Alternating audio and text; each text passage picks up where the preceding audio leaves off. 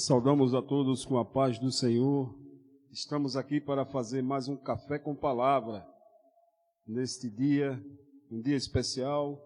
Hoje trazemos aqui o professor, cientista de dados e técnico da Secretaria da Fazenda em TI, Max Castor Rodrigues, que daqui a pouco apresentaremos melhor. Mas estamos aqui começando esse café para você, como todas as semanas, na Assembleia de Deus em São Cristóvão.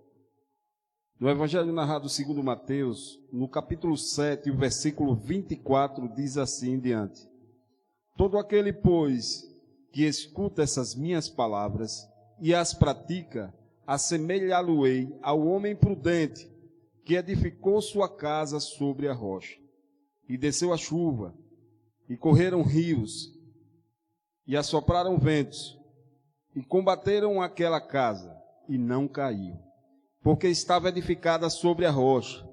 E aquele que ouve estas minhas palavras, e as não cumpre, compará-lo-ei ao homem insensato, que edificou a sua casa sobre a areia.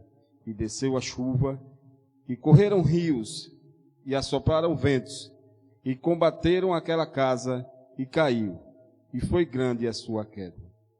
Louvado seja o nome do Senhor. Nós estamos vivendo momentos de crise. E essa crise que nós estamos enfrentando, segundo alguns especialistas, dizem que é uma crise sem precedentes na nossa história. Porque além de ser uma crise política, uma crise epidemiológica, também é uma crise grave, financeira, como jamais visto durante anos e anos que o homem caminha sobre a terra. Na tarde de hoje nós trazemos aqui, uma pessoa que é um cientista de dados, para que possa fazer uma avaliação juntamente com a gente. E por que isso? E ele também hoje tem o prazer de ser o não evangélico que participa aqui do nosso, primeiro não evangélico que participa do nosso Café com Palavra. E por que essa nossa intenção em trazer o Max Castor, o professor Max Castor, para o nosso Café com Palavra? Porque nós não vivemos em uma redoma de vida. Nós não, apesar de sermos, e graças a Deus por sermos e confessarmos e professarmos a fé em Cristo Jesus e sermos chamados de evangélicos, nós vivemos em sociedade. E para que nós possamos compreender melhor o nosso papel, a nossa localização geográfica dentro dessa sociedade, é que nós entramos em contato com pessoas assim que têm esse respaldo, que têm esses dados, que vão nos mostrar nesse momento que mesmo diante de todas essas consequências que está acontecendo, nós temos a certeza e a firmeza de termos edificado a nossa casa sobre a rocha. Hoje estamos aqui, temos o prazer de estarmos mais uma vez com o nosso companheiro de bancada, que é o Wanderson Dantas, que vai se apresentar também. E temos a presença importante que nos respalda, Por enquanto, com esse fechamento das igrejas, ele sempre vai estar aqui, mas vai chegar algum momento que ele vai estar ocupado, que é o nosso pastor, o reverendo José de Jesus, irmão. E eu gostaria de uma saudação do nosso irmão Wanderson Dantas, como é do nosso costume no Café com Palavra. Glória. Amém. Agora foi. É porque esse microfone ele tem uma relação de amor comigo aqui. Eu quero cumprimentar a todos os nossos amigos, todos os nossos espectadores que nos acompanham nessa tarde de terça-feira em mais um Café com Palavra. Quero dizer que você é muito bem-vindo em nossa programação e para a gente é um prazer, um privilégio muito grande poder adentrar a sua casa através dessa transmissão para, como de costume, estarmos levando um conteúdo que edifique, um conteúdo que construa algo de bom para a sua vida. Nessa tarde, uma tarde especial, nós temos aqui na nossa bancada um excelentíssimo professor, nosso querido Max Castor. Uma honra, meu querido. Sinta-se abraçado por essa igreja, por essa equipe nessa tarde. E o privilégio da sua presença aqui para provar e mostrar que o Café com Palavra também é cultura. O Café com Palavra também é conhecimento. E como o Fábio falou anteriormente, o nosso objetivo aqui é trazer um conteúdo construtivo, independente da questão religiosa, mas como igreja que nós somos, nós também somos um organismo social, uma organização social, e precisamos né, participar e compreender todas as situações que acontecem dentro da sociedade e estarmos antenados com tudo que está acontecendo. Nessa tarde eu cumprimento também com muito carinho o meu pastor, o pastor José de Jesus, irmão, que é também nosso companheiro aqui, nossa cadeira cativa, na nossa bancada, nosso querido irmão Fábio André, que é o idealizador desse quadro, e toda a equipe, nosso irmão Vitor, aqui na técnica, o nosso diácono Eduardo. Deus abençoe a todos em nome de Jesus e fique conosco, né, nessas horas que estaremos aqui conversando, que você possa estar compartilhando este conteúdo para que nós possamos alcançar o máximo de pessoas possível e assim o nome do Senhor ele continuar sendo glorificado. Então, você nessa tarde é muito bem-vindo em nome de Jesus. Também a saudação do nosso reverendo pastor José de Jesus. Quero cumprimentar a todos com a doce paz do Senhor Jesus. É uma alegria poder nesta tarde está trazendo aos nossos amigos, aqueles que nos ouvem através das redes sociais da nossa igreja, esta palavra que sempre, toda semana, todas as terças, estamos aqui com café, com palavra, e hoje, com muita alegria, temos aqui o nosso ilustre amigo, professor, nome bonito, Marcos Castor, eita, glória a Deus, veio de longe, para nos trazer também algo importante, e também aqui o nosso idealizador deste Café com Palavra, meu genro Fábio, e também aqui o meu amigo, meu jovem casado, seu servo, Wanderson, o nosso diácono Eduardo, e o nosso jovem ali na técnica, o Vitor, junto com o diácono Eduardo.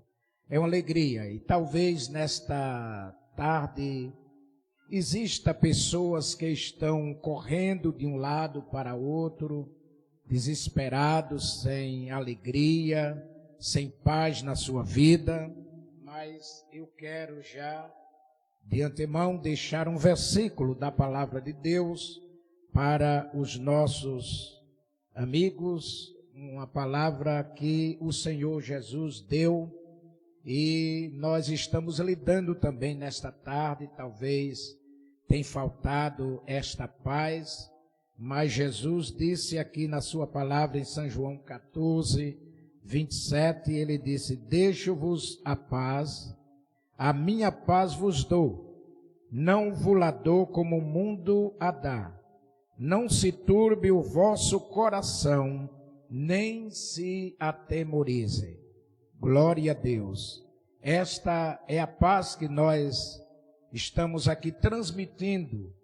A paz não nossa, mas a paz do Senhor Jesus. Ele disse: deixo-vos a paz, e a minha paz eu vos dou, e não vos-la dou como o mundo a dá. O mundo, ele não tem paz. A paz que o mundo oferece é uma paz fingida, passageira, mas a paz que Jesus dá é uma paz eterna que dura para todo sempre.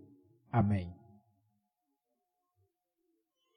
Também queremos ouvir uma saudação, né, do nosso convidado, o professor, cientista de dados, né, o nosso responsável, um dos responsáveis pela TI, que é a parte de informática da Secretaria de Estado da Fazenda, que está aqui participando conosco, esse jovem de São Cristóvão, né, que é um jovem preparado, é professor universitário, é o Max Castor Rodrigues, que conheço há bastante tempo, e eu gosto de valorizar as coisas da terra, né? Nós temos grandes talentos, o nosso pastor fala isso, nosso irmão Wander sempre fala isso, que aqui, por exemplo, Max, em nossa igreja nós temos tudo. Então, também assim eu acredito que é São Cristóvão. Nós temos vários talentos e a história está aí para provar. Boa tarde a todos, né? Eu só tenho a agradecer o convite, poder transmitir um pouco desse conhecimento, né, que a gente possui. Como o Fábio falou, eu sou professor, né? Trabalho na Secretaria da Fazenda, no setor de TI. Hoje Estou mais voltado na área de análise de dados, né? Esse é meu foco de trabalho, né? Na área de educação também tento entender um pouco essa dinâmica da utilização da tecnologia. Fiquei bastante impressionado que com a estrutura de vocês, de transmissão e tal, acho muito importante nesse momento. Vocês já estão um passo à frente, né? E a ideia aqui é trazer um pouco desses dados públicos que estão aí em relação a esse momento difícil e trazer informação, né? Porque a gente está vivendo um momento que a gente tem muito dado aí, todo mundo tem um celular e está chegando um monte de coisa, se a gente for olhar os grupos, está cheio de mensagem, mas quantos por cento daquilo ali realmente é uma informação válida? Hoje a gente paga um preço por todo esse avanço que a gente tem aqui, né? Há 10 anos atrás a gente não tinha tanta informação. Talvez se a gente tivesse vivendo esse momento de pandemia 10, 15 anos atrás, fosse tudo diferente. Não sei dizer se melhor ou pior, mas a gente tem uma desinformação atrelada a tanta informação, né? E a gente está aqui para trazer realmente algumas coisas que possam aliviar, né? A gente sabe que tem pessoas que não estão bem, né? Porque toda hora é uma notícia que melhora, não melhora, abre e fecha. Né? Eu acho que o Anderson falou muito bem, né, que a igreja tem um papel, né, social fantástico, né? Tem muitas pessoas precisando dessa palavra. Às vezes a pessoa está em casa só assistindo uma televisão e só vendo tragédia, né? E aí vem uma palavra confortante como essa, né? Foi lida aqui pelo pastor e pelos demais, e aí a pessoa se revigora. Então, espero que a gente consiga passar um pouco de informação, né? Um pouquinho do que eu sei, e trouxe algumas coisas aqui, caso vocês façam perguntas um pouco difíceis, né? Trouxe uma cola aqui, mas vamos lá, né? Max, o pastor falou aí uma palavra, e a gente aqui é o café com palavra, né? A Bíblia diz lá no Evangelho narrado por João, vocês conhecem São João, no capítulo 16, versículo 33, ele diz assim: tenho-vos dito isso para que em mim tenhais paz. É bem parecido com o que o pastor falou. No mundo tereis aflições, mas tende bom ânimo, eu venci o mundo. Então nós servimos a um Deus que ele não mente, né? A palavra de Deus é verdadeira. Então ele diz que nós teremos tribulações e aflições, mas eu dou graças a Deus que nesse momento eu estou servindo ao Senhor, né? E é um momento que a gente precisa estar cada vez mais ligado ao Senhor. Mas o meu propósito, né, passei isso para Wanderson, pastor, de trazer você aqui, é para que nós falássemos e pudéssemos dar aos irmãos que estão nos ouvindo. Nós temos irmãos de várias partes do estado que também nos ouvem, e temos pessoas não evangélicas que também nos ouvem, para a gente ter um pouco a dimensão do que é esse momento, que é um momento, para quem está vivendo sem Deus, é um momento catastrófico, porque é um momento de desesperança.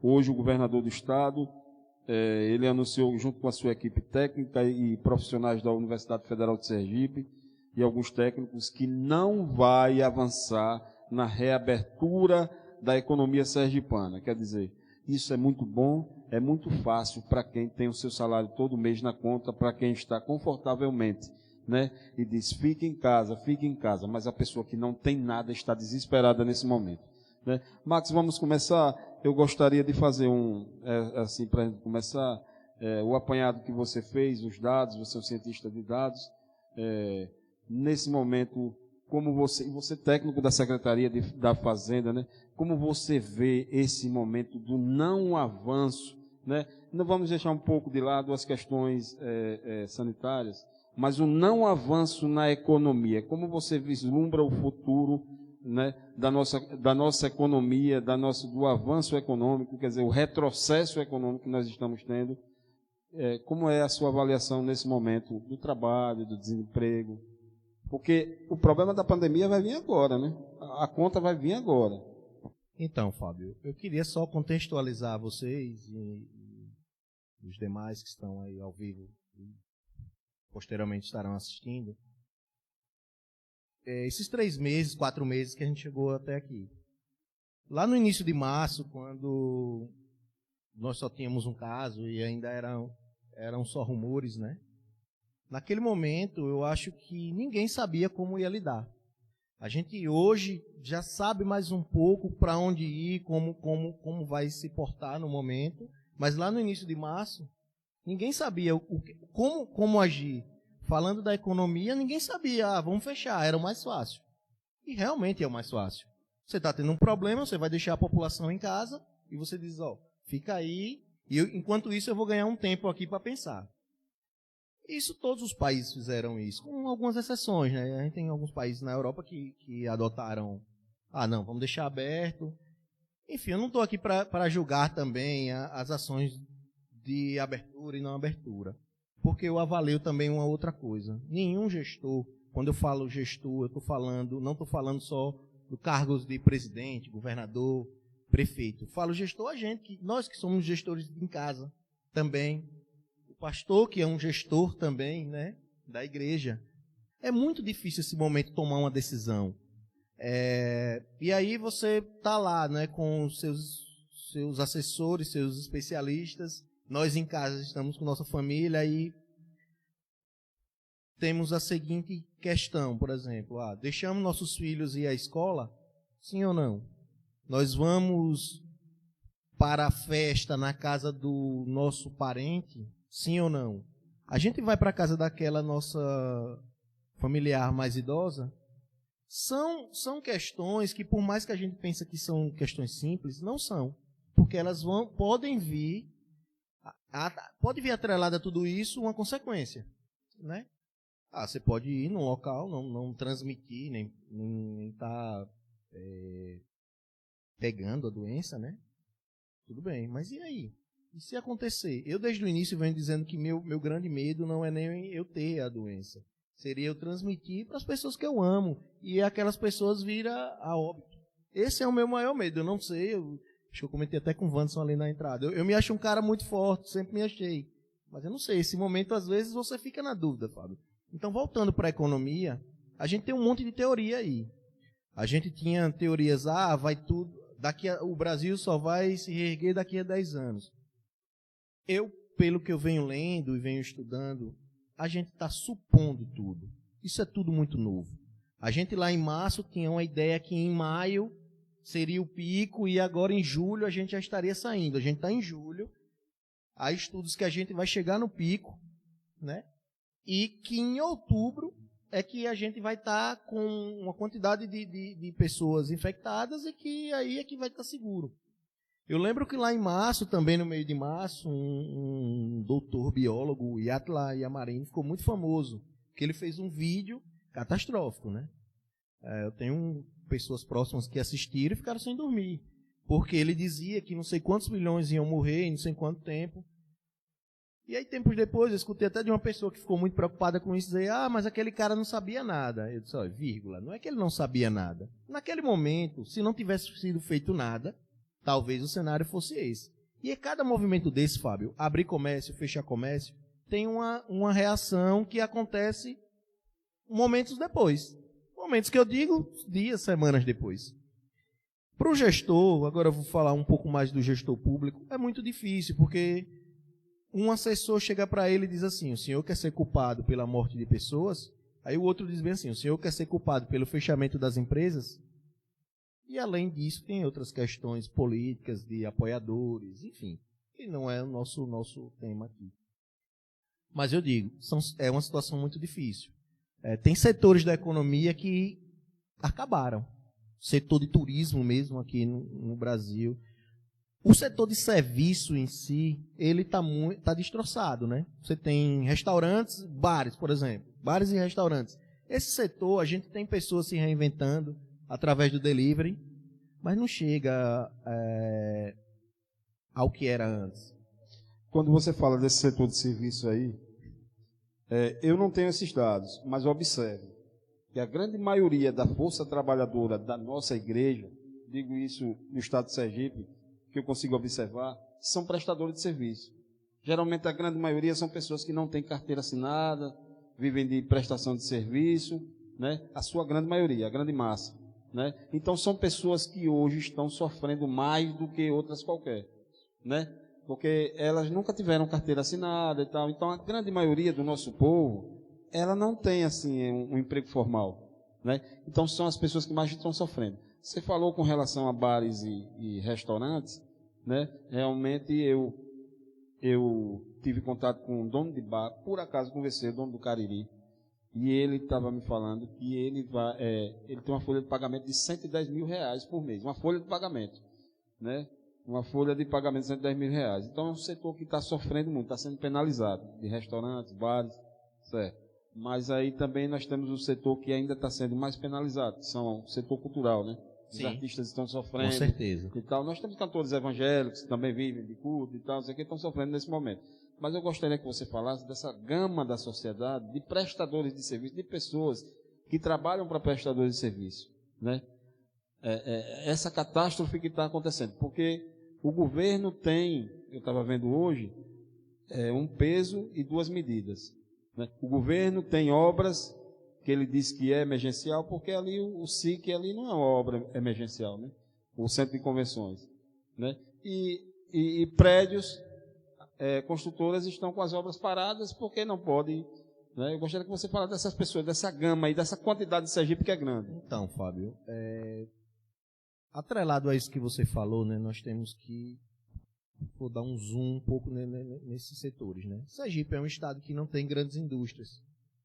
A gente não tem grandes indústrias. Qual é a base da economia em Sergipe? Você para olhar assim. Se você olhar os dados oficiais aí que estão publicados, né,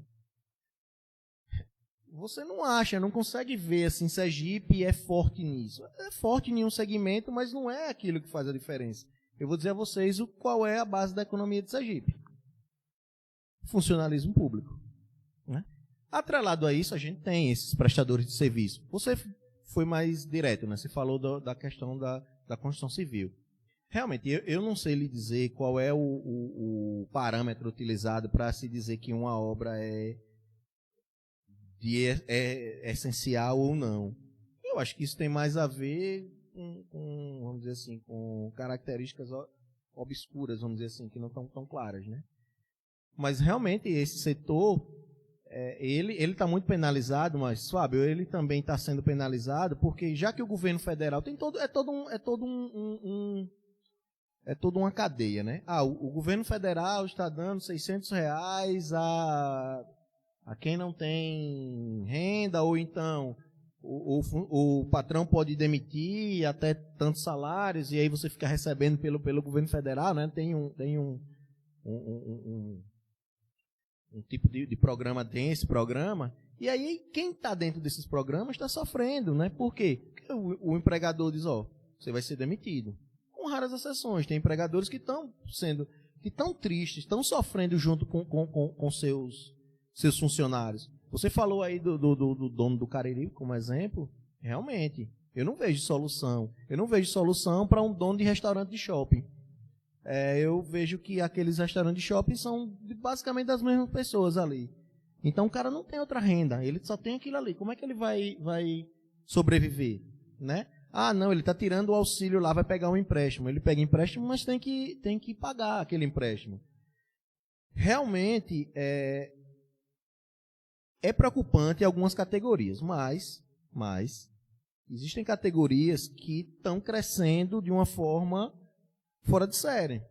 Primeira que eu queria listar era essa de transmissão de dados, de internet.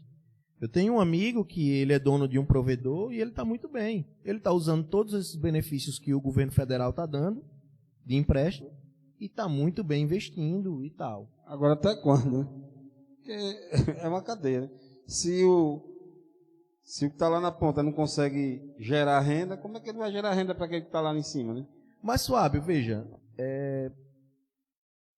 esse momento vai gerar uma nova forma de viver. Eu acredito muito nisso. Vocês aqui são um exemplo disso. Eu não sei qual a capacidade aqui da igreja, pastor. Acho que 200 pessoas, mais ou menos, né? Através das mídias, vocês podem atender bem mais pessoas. Vamos dizer que está um dia chuvoso, o cidadão mora numa localidade que não é muito boa para o transporte, mas tem a internet dele em casa. Então ele vai acompanhar aqui. Ele dormiu, ele não estava se sentindo bem, ele dormiu mais cedo. Mas no outro dia ele vai lá e vai olhar aquele programa gravado. A gente não tinha isso. Eu trabalho com tecnologia, mas lá na secretaria a gente não tem muito o hábito de trabalhar de casa. A gente não tinha isso e hoje nós temos lá 60 funcionários, a grande maioria trabalhando de casa, entregando os seus produtos de casa. Só está indo quem precisa mesmo, o pessoal de infraestrutura e tal. Então é uma nova forma de trabalhar. Ah, Max, isso é um caso isolado. Mas nós temos muitos casos isolados de trabalhos que estão mudando, né? Por exemplo, eu quando era jovem, né, mais novo, eu ficava maravilhado com aqueles filmes que o cara saía de Nova York para ir para uma reunião na Europa, né? Não tinha esses filmes, né? O cara rico, né? Chegava lá, uma limusine pegava ele. Vocês acham que hoje isso é mais necessário? Não é. Não é. Eu já fiz algumas viagens de trabalho e você olhando para trás agora, você vê que várias delas poderiam ser resolvidas através de uma reunião, utilizando um aplicativo. Hoje as reuniões estão assim, a gente está até pagando um preço alto, porque é tanta reunião através de aplicativo, né? Mas, Fábio, as coisas vão tomar uma nova organização. A gente tem um setor de supermercados que está muito bem. Eu tenho um outro exemplo de um vizinho lá, né, que ele tem uma mercearia, e eu lembro que no dia 17 de março, né, que foi o primeiro dia, acho que 16 de março saiu o decreto, né, e aí eu fui comprar alguma coisa lá, não lembro bem, e ele revoltadíssimo e tal. Eu passei alguns dias que eu tinha feito umas compras grandes, né, naquela loucura do início, vou guardar muita coisa. Passei umas 3 semanas sem comprar nada. Eu fui lá comprar uma água sanitária. Cheguei lá, esse homem era só alegria. Cada abraço que me deu, eu disse, calma, pai, não pode estar se abraçando, não. Ele está muito bem. Deixar fechado mesmo, né? Feliz, inclusive. O pastor quer falar? Um dono de comerciante, né? Ele disse que nunca vendeu tanto Oh, meu Deus. como está vendendo agora na pandemia. Então, vê aí como é que é o negócio. Então, né? eu costumo dar o exemplo da esponja, né? Para mim, a economia é como uma esponja. A gente aperta em cima, a água que está ali vai para outro canto. O dinheiro não some. Alguém vai reter esse dinheiro. É claro que eu estou falando muito friamente, né? Tem várias, são pessoas que estão em alguns segmentos perdendo o emprego. Mas nós temos segmentos que estão de vento em polpa. Eu estou dando exemplo, farmácias também estão muito bem. Alguns comércios conseguiram se reinventar com o delivery, né? Enfim, então, o mundo está se reorganizando. Eu acho que nesse momento é você se ajoelhar, pedir a Deus o discernimento e pensar como é que você pode sair dessa. É claro que tem situações que são difíceis, são muito difíceis. Como eu falei, o setor de serviço, de turismo, por exemplo, esse setor está estraçalhado, né? Eu tenho uma outra conhecida, ela abriu uma loja no shopping no final do ano passado, e nesse ano já estava abrindo um quiosque em um estabelecimento, né? Já tinha gastado dinheiro que lucrou do primeiro estabelecimento lá no shopping, com móveis e tal, e aí veio o decreto, fechou tudo. Pensa, o lucro dela, ela investiu. E aí faz o quê agora? Ela está em casa. Aí, R$1.200 dá para se organizar. No caso dela, não, que ela tem muito gasto assim e tal. Enfim, não é fácil, Fábio. Agora, uma coisa eu digo, essa questão do abrir e fechar, hoje a gente já tem que pensar no abrir. Porque a gente está muito tempo fechado já, e eu acho que a preocupação é de como sair disso. E não é fácil, viu, gente? Porque quando você abre o comércio, na outra semana os números já sobem. Isso vai ser normal. E a gente vai viver com isso. Agora, a gente tem que dar uma estrutura para que a doença venha, né, e a gente consiga tratar os mais graves.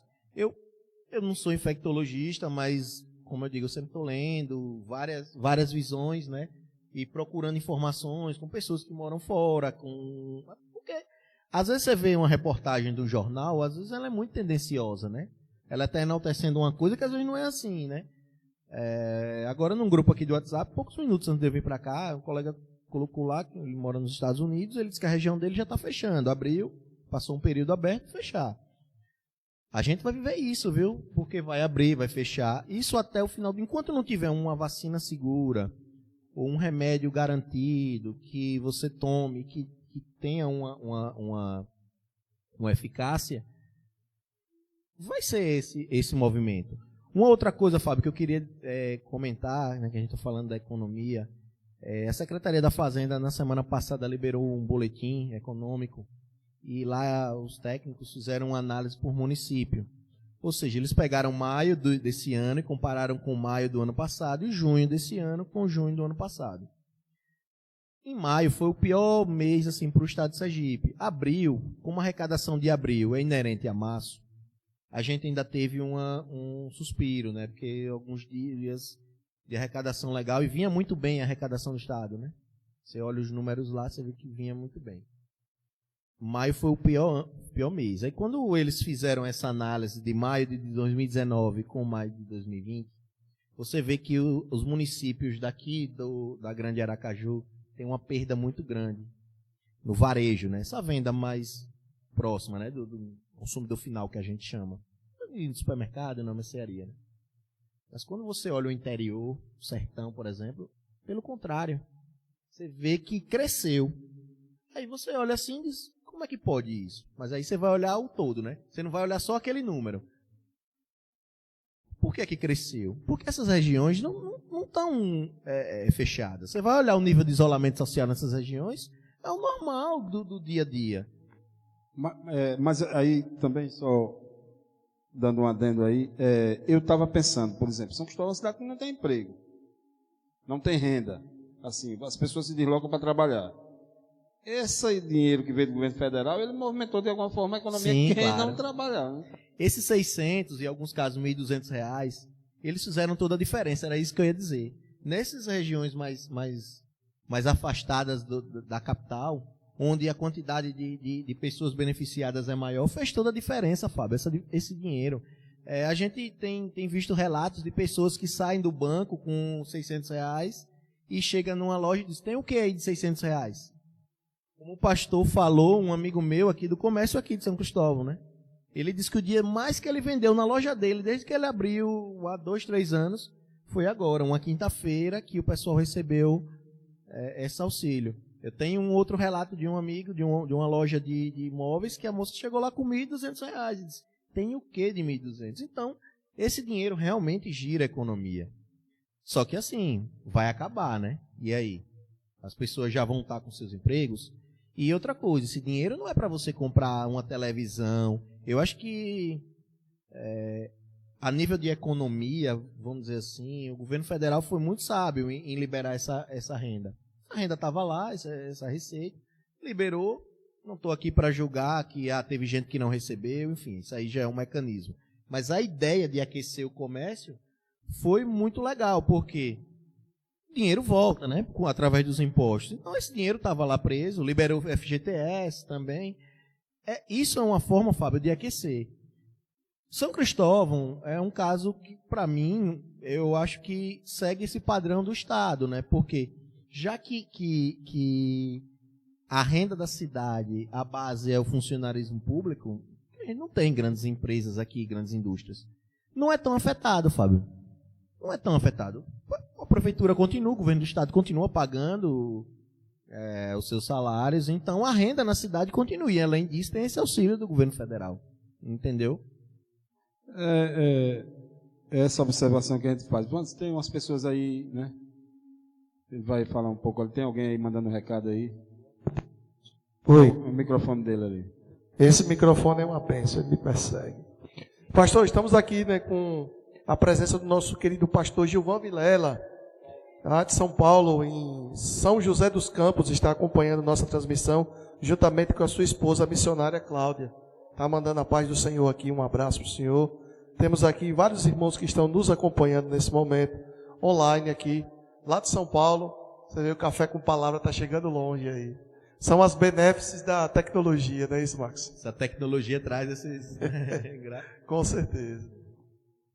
Tem dentro disso aqui, dos recados aqui que nosso superintendente da Escola Dominical, Wanderson, falou, nós temos aqui um recado também de um irmão da igreja aqui, né? Que é o Rafael Firme, você sabe quem é, né? Sim, Rafael, sim, né? sim. Rafael do Judô e tal. Rafael disse que mande eles falarem aí dos coitados do transporte escolar que estão passando fome. Né? Realmente. Prestador de serviço. É um segmento, né? prestadores de serviços que estão sofrendo drasticamente. Pronto. É um segmento que vem atrelado a uma outra área que eu venho acompanhando bastante, que é a de educação. Rafael não é professor, mas ele sente o reflexo. o reflexo do fechamento das escolas, né? E aí, como é que a escola, como é que vai ser a educação?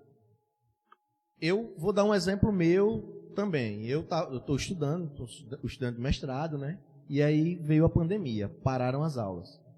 A Universidade Tiradentes parou. Parou no dia 16 de março. E aí começou aquilo. Como é que vão ser as aulas? E agora?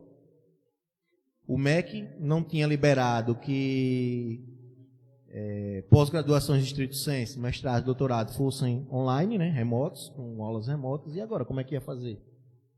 Mas aí se dá o jeitinho, né? Aí se conseguiu uma portaria liberando para que tivéssemos as aulas remotas. A educação básica, que é essa que Rafael atende, que é do transporte de crianças e tal, ela tá remota também, né? Por quê? Porque as escolas não têm condições de ter os alunos lá. Pelo menos é assim que se enxerga. Hoje São Paulo está aí com um plano de trazer os alunos da educação básica e os alunos do final do ensino médio, por causa do Enem, e a educação básica por causa dos pais trabalharem. Aí vocês me perguntam, Max, e aí, isso vai dar certo? Eu não sei. É meio complicado porque vai ser só 30% em sala, o restante remoto. Eu já sou um pouco crítico da aula remota, porque eu já tive uma experiência ruim de não acompanhar. Agora, eu já mais velho, né, nesse meu curso agora mestrado, eu fui muito bem, né, nas aulas remotas. Mas eu, graças a Deus, tenho uma internet boa em casa. Eu tenho um notebook, eu tenho um celular, eu tenho um tablet. E quem não tem isso, como é que acompanha? A gente vê muitas pessoas que não têm os R$20 para colocar de crédito no celular para poder acompanhar. Os pais não vão ter. Então, como é que vão ser esses alunos no remoto? Ah, Max, então manda todo mundo para a escola. A grande preocupação dos especialistas, e quando eles assessoram lá os secretários e os prefeitos e governadores sobre a abertura das escolas, é justamente a questão dos mais velhos.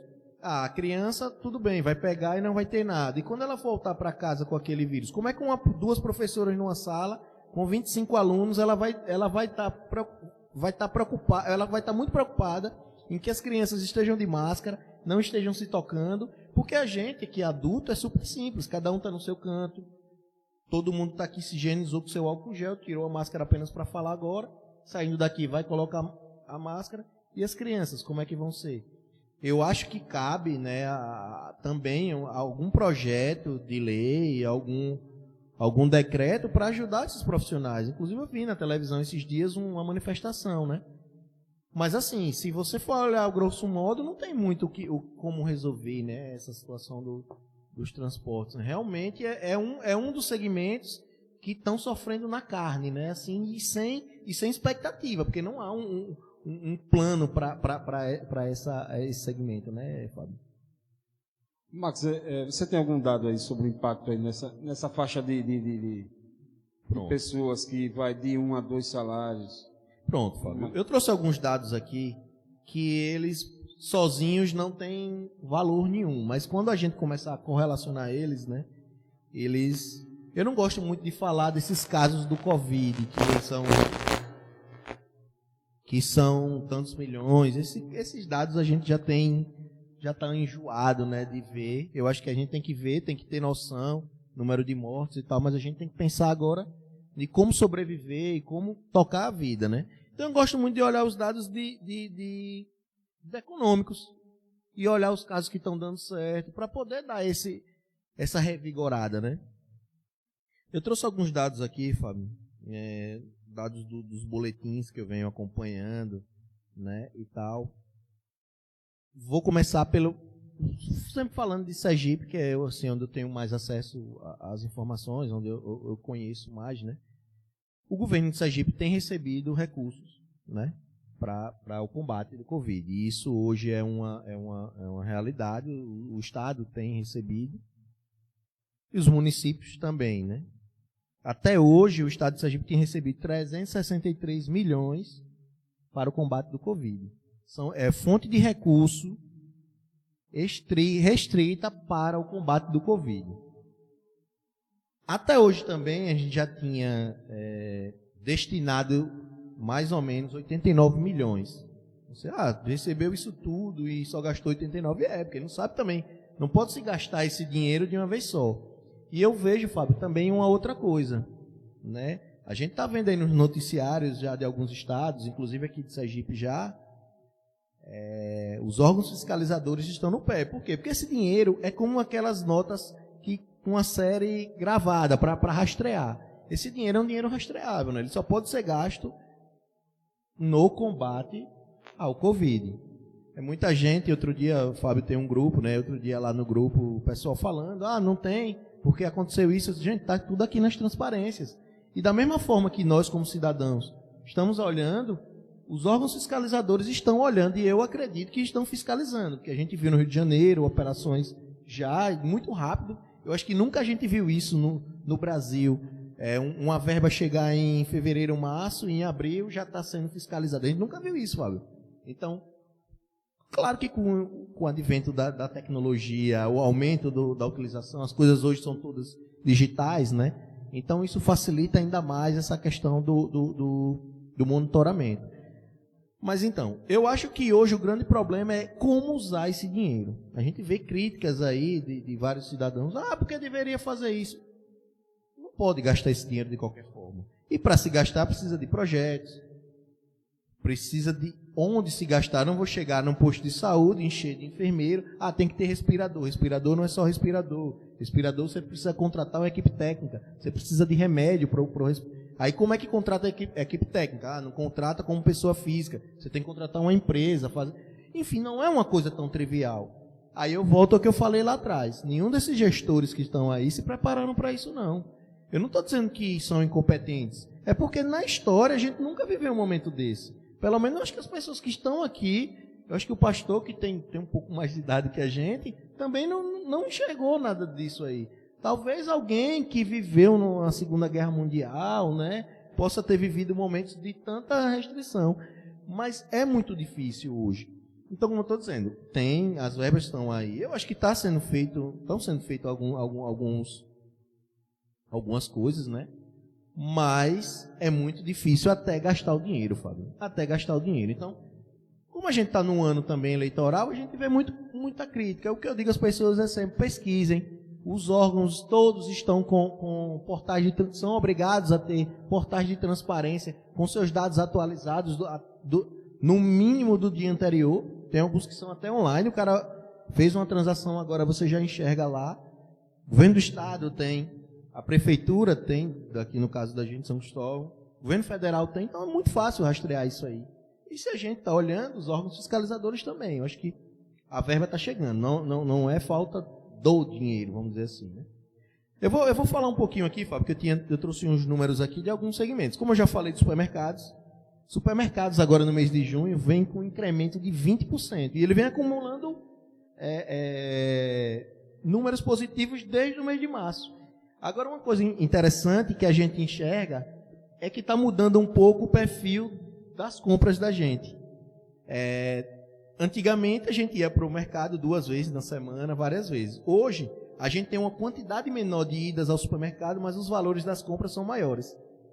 Então, está mudando um pouco o perfil das pessoas. As pessoas, esses momentos mudam até a forma de viver, né? Então, aí você já vê uma característica diferente, né?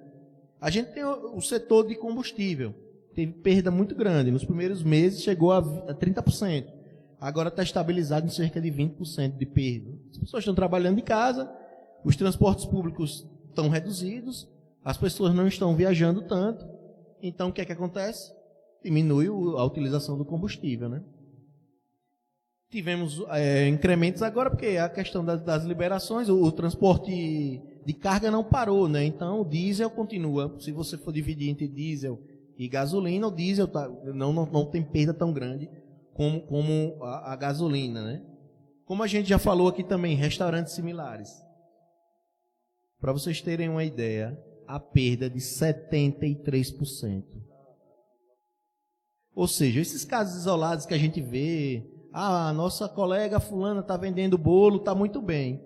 Ela é muito pouco em relação a aquilo tudo aqui que a gente tem de restaurantes e bares, né? Aí, atrelado a isso, Fábio, vem o quê? Vem os artistas. Aí eu trago, os artistas também estão se reinventando, mas não são todos, né? O artista grande está conseguindo fazer live, ganhando mais dinheiro, inclusive, do que com shows. Mas não são todos. O pequeno não consegue fazer isso, né? Não tem. A gente tem exemplos aí de colegas que vão fazer live, pedindo ajuda aqui e tal. Mas esses artistas menores vêm acumulando as perdas do setor de bares e restaurantes que são fechados, né? Um setor que teve um boom e depois teve uma queda foi o setor de farmácia. No mês de março ele teve um boom, né, atrás de álcool gel, de EPIs, né, de equipamento, de remédios, né, que tal remédio é bom, o povo ia lá, acabava com o remédio. Hidroxicloroquina é bom, aí o povo lá acabava com a hidroxicloroquina. Deu uma caída no mês de abril, mas depois começou a acumular alta novamente em maio e junho, né? E inclusive no mês de junho alta de 20%, né? As pessoas estão se precavendo mais, né? Então o segmento, e hoje farmácia também vende de tudo, né?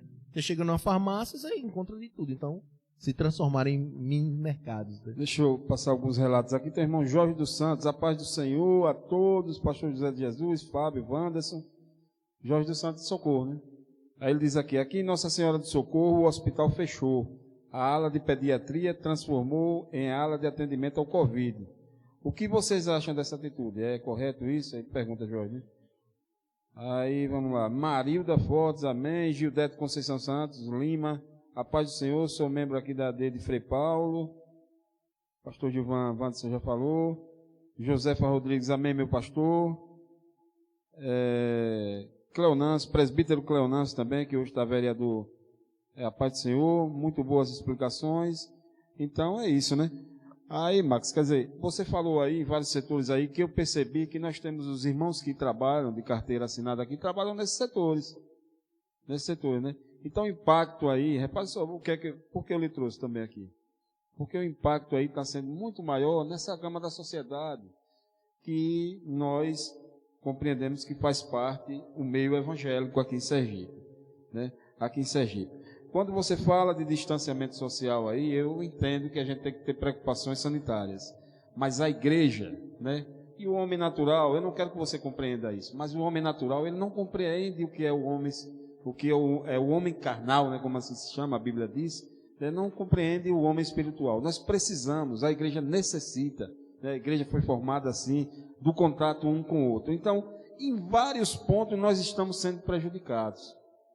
Hoje o nosso prefeito Marcos Santana, ele anunciou que viria uma fábrica, 2 fábricas para São Cristóvão. É uma bênção, né? Graças a Deus, glória a Deus. Mas também ele anunciou que se fosse por ele, o lockdown estava decretado em Sergipe, né?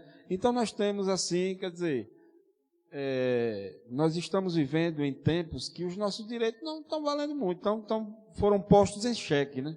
Foram postos em xeque. Então, eu lhe digo de toda certeza, o fiel do segmento evangélico está sofrendo 2, 3 vezes mais do que o outro.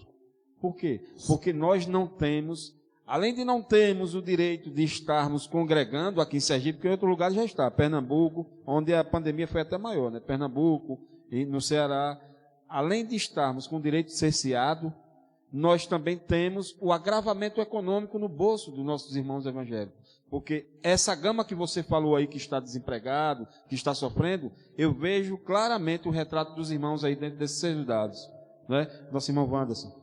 É interessante, eu estava aqui refletindo acerca de tudo que o nosso professor Max tem colocado nessa tarde, e me chamou a atenção, Max, quando você comentava a respeito de os especialistas, entre aspas, né?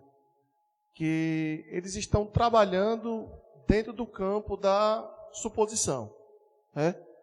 Eles não têm dados concretos que possam endossar aquilo que eles estão afirmando, mas eles estão trabalhando muito no campo do achismo.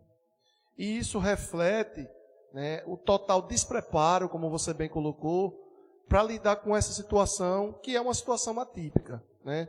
Ninguém esperava que esse turbilhão de coisas acontecesse em tão pouco tempo e de maneira tão intensa.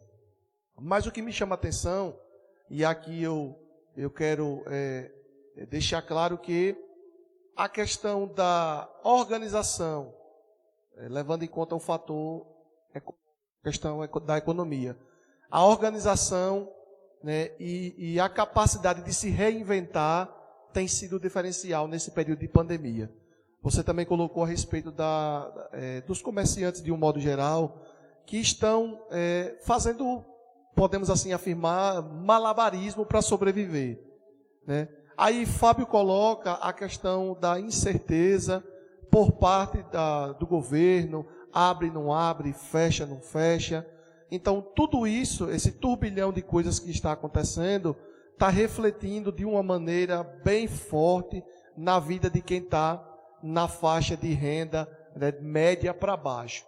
Quem está na faixa de renda média para cima, nós sabemos que tem um poder de fogo, tem uma capacidade de resiliência bem maior do que a parte de baixo da pirâmide.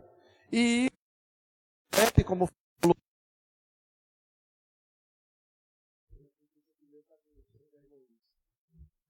e isso reflete de maneira assim direta dentro da igreja, dentro do segmento evangélico, porque hoje, Max, né, o pastor José aqui pode falar de maneira mais específica, hoje a igreja evangélica, ela passou a ter uma notoriedade social em questão de poder econômico, poder aquisitivo, bem maior do que há 20 anos atrás, pelo menos.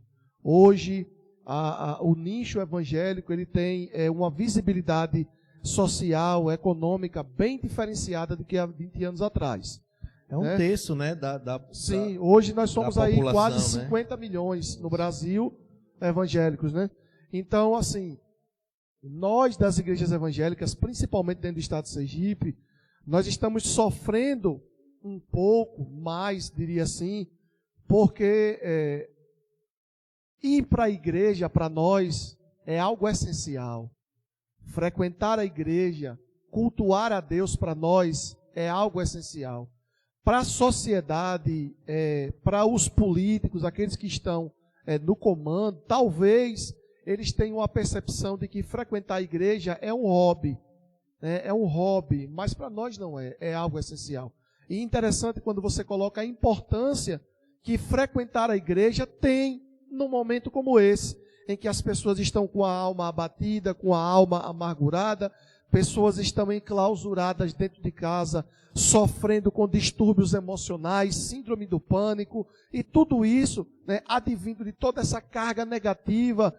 Como você bem colocou, o cara liga a TV lá para assistir, porque o cara está em casa e não tem muito o que se fazer, aí o cara só recebe informação, aí morreu 10, morreu 20, morreu 30, hoje morreu 2.000, batemos o recorde, amanhã tem que morrer 3.000 e tal. Então tudo isso vai gerando uma bola de neve que absorve a nossa mente e faz com que a gente fique cada dia mais temeroso e com mais pânico.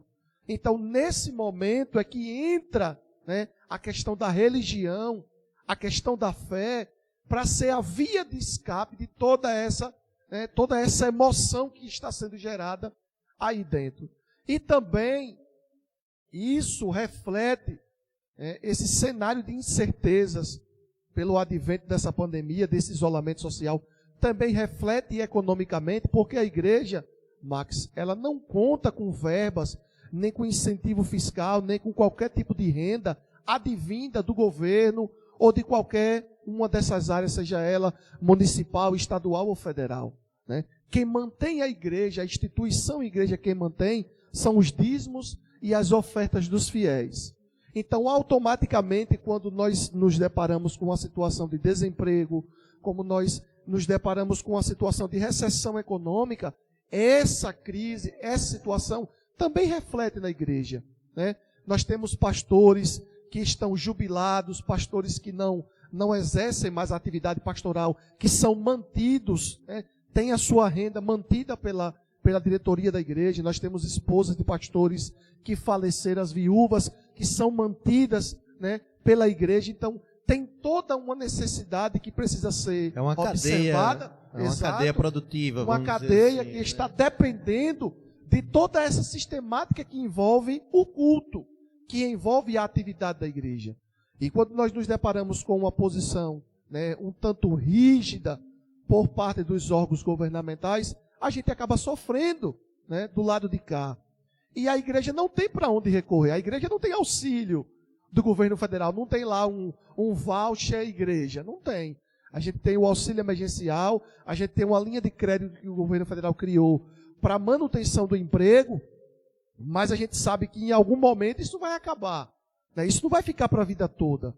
Então eu acredito que já é tempo de existir uma flexibilização, até porque nós temos aí agências bancárias, nós temos aí inúmeras atividades que estão, né, sendo beneficiadas com um aporte maior de recursos, porque o supermercado está lá com o cliente entrando e saindo todo dia, comprando, vendendo. Nós temos aí as agências bancárias que estão lá com os seus clientes fazendo movimentações. Então, peraí, o que é que impede a igreja, o que é que impede as igrejas, de um modo geral, de manterem suas atividades, respeitando devidamente as recomendações, né, dos órgãos competentes, mas nada impede. Então, eu acredito que já é o momento de existir essa flexibilização, essa sensibilidade nesse sentido, porque a gente sabe que não é para acabar agora, não tem previsão de acabar agora, vai muito além do que a gente possa esperar.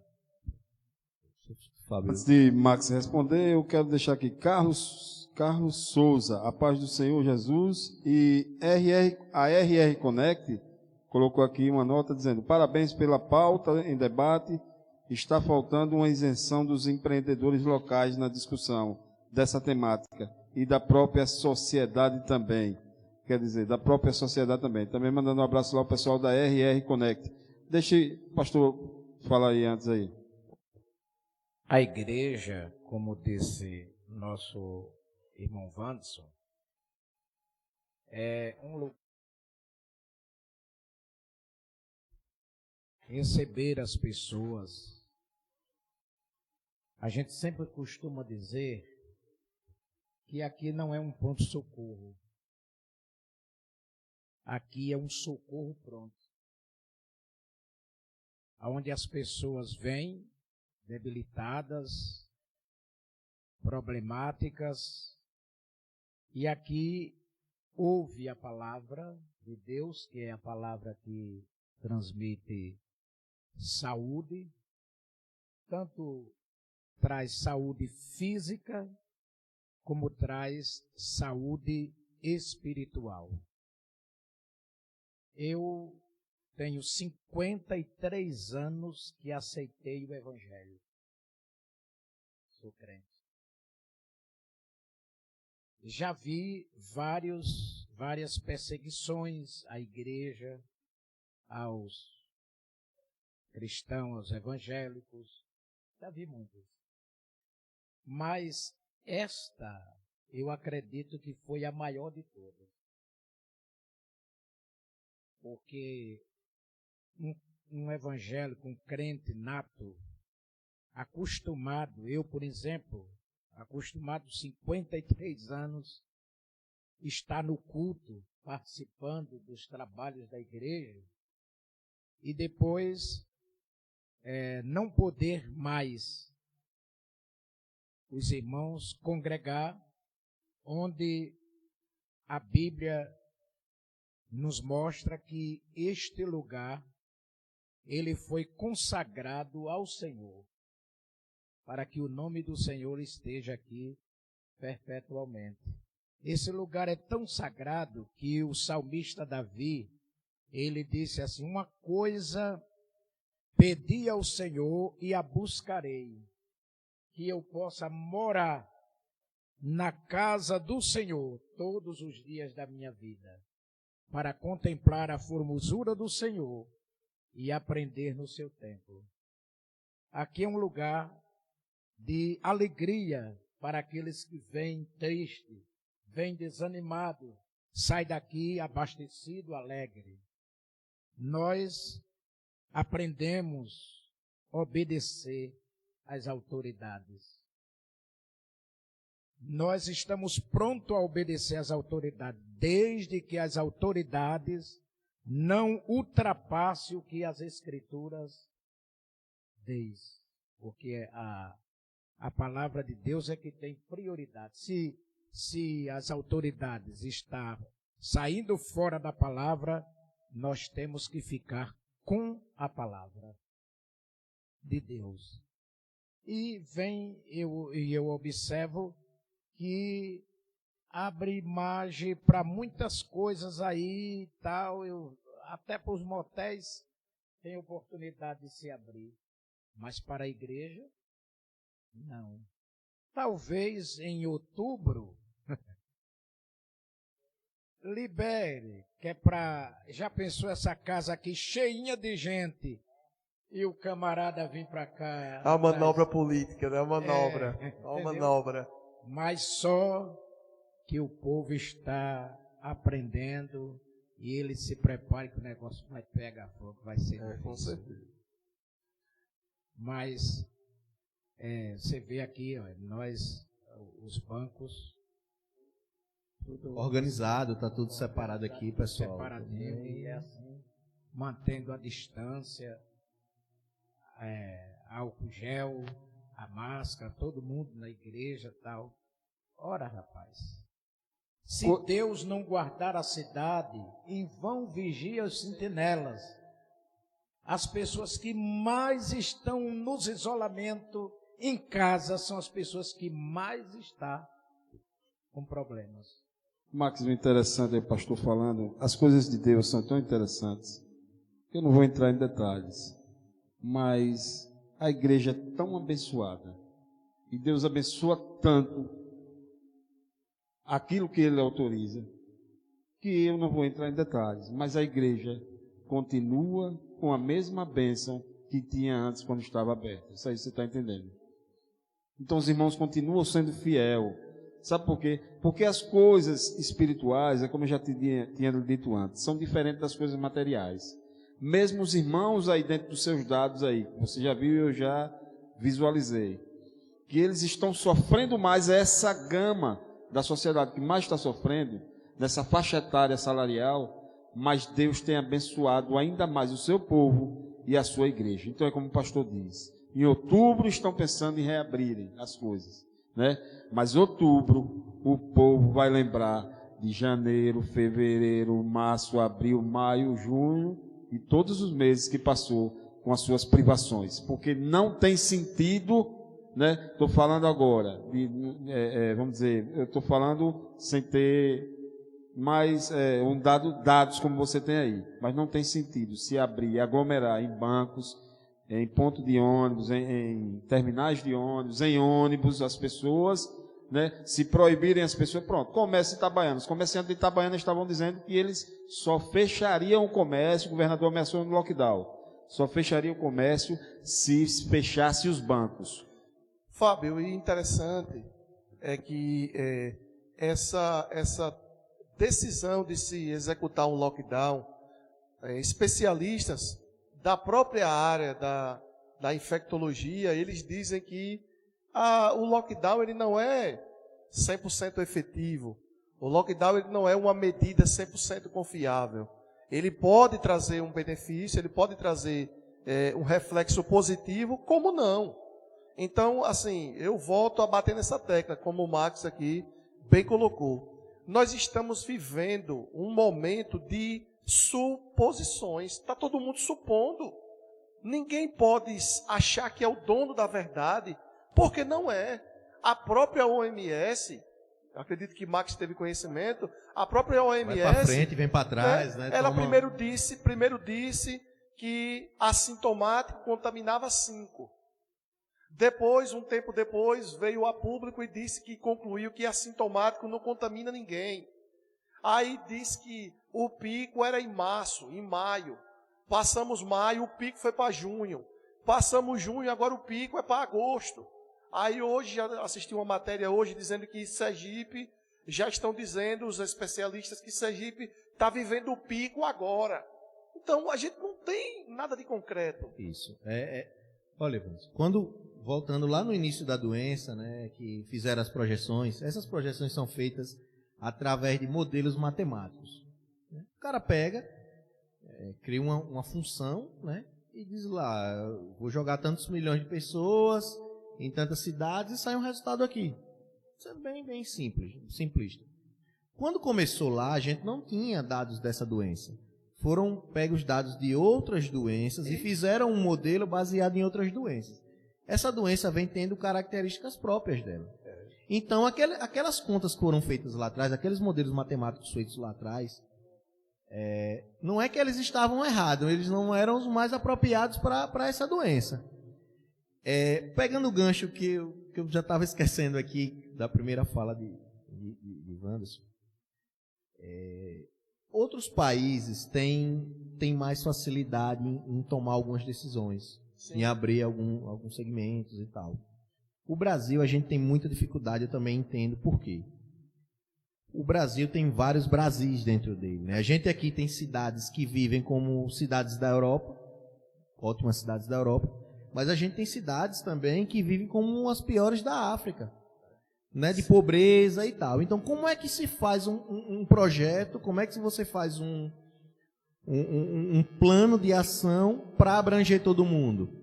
É uma crítica que as pessoas vêm fazendo. Hoje mesmo eu escutei isso porque ontem eu escutei, porque na Itália o primeiro-ministro fez uma lei e o país todo acatou aquela lei. Veja o tamanho da Itália.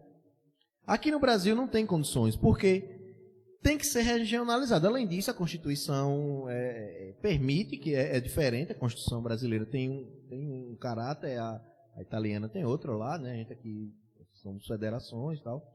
Mas, enfim, eu acho que quem sabe a realidade do município são os munícipes e quem está aqui. Se você for esperar uma solução de uma pessoa que está em Brasília em relação a São Cristóvão, ele não sabe. Então, eu acho que também tem que ter isso. Como eu falei, é um momento difícil, de tomar decisões difíceis e que pode dar certo como não, mas aí, nesses momentos, a gente tem os heróis. Não, fulano tomou aquela decisão ali e deu certo. Ou não, ele voltou, porque a gente tem, nesses casos dessa pandemia, já várias pessoas voltaram atrás. E a gente sabe que tem muita gente que está querendo ser herói, né? Temos governadores e prefeitos que estão querendo ser herói.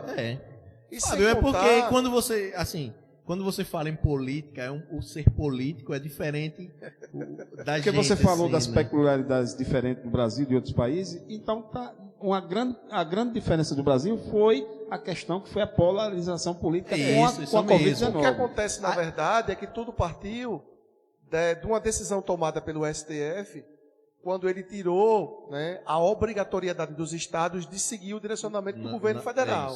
Entregando na mão dos prefeitos e governadores o poder de decisão, né, de tomada de decisões quanto à questão da pandemia. Aí o cara botou o rei na barriga.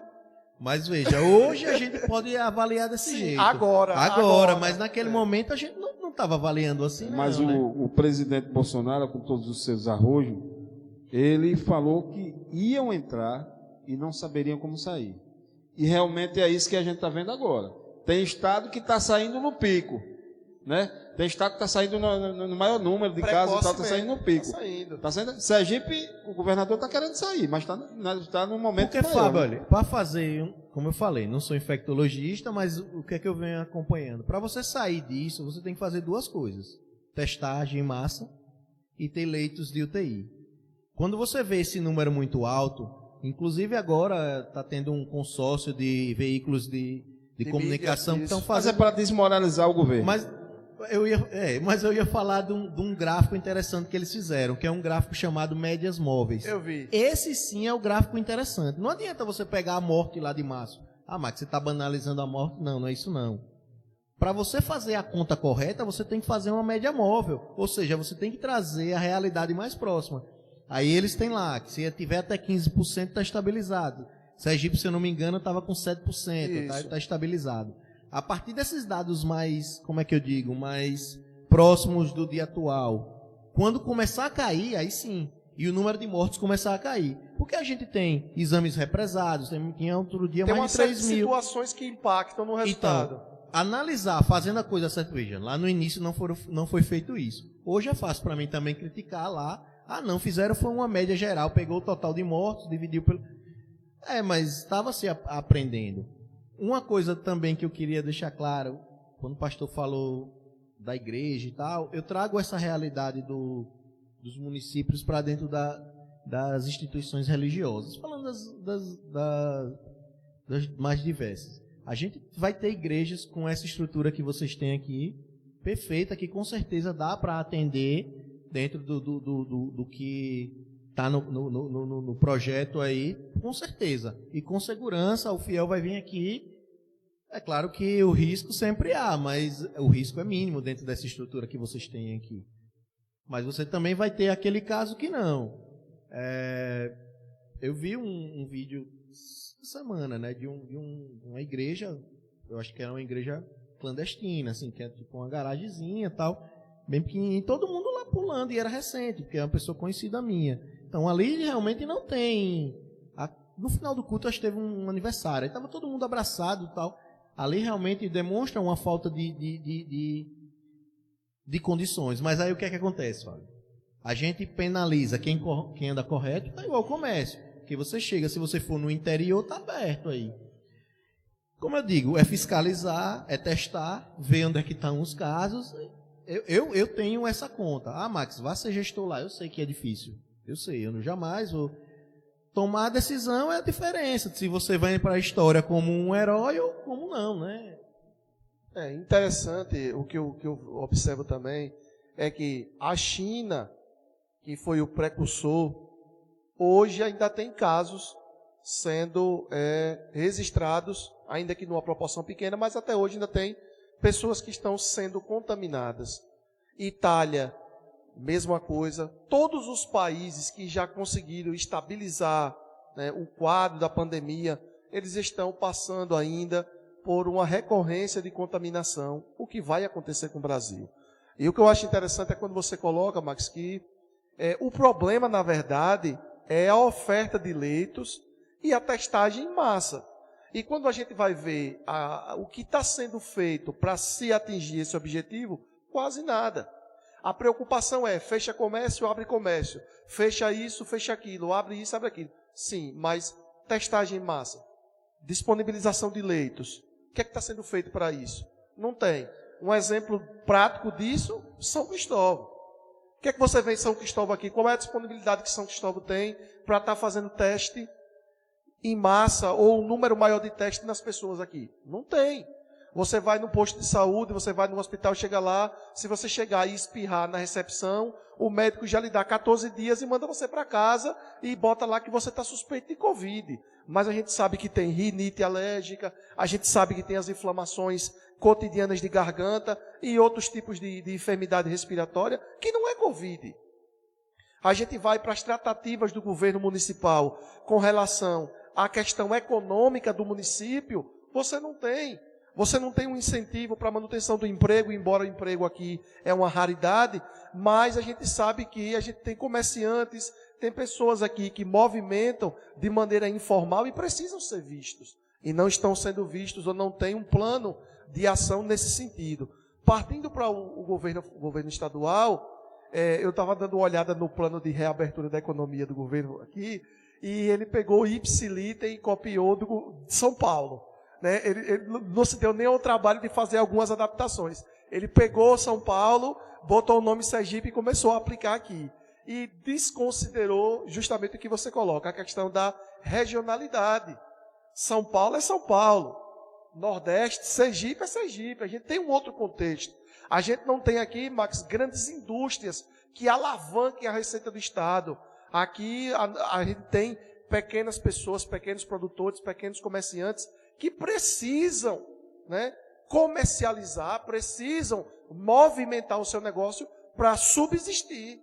E isso está sendo desconsiderado quando ele apresenta esse decreto totalitário, sem, né, acredito que sem ter essa sensibilidade de ver as coisas por esse prisma.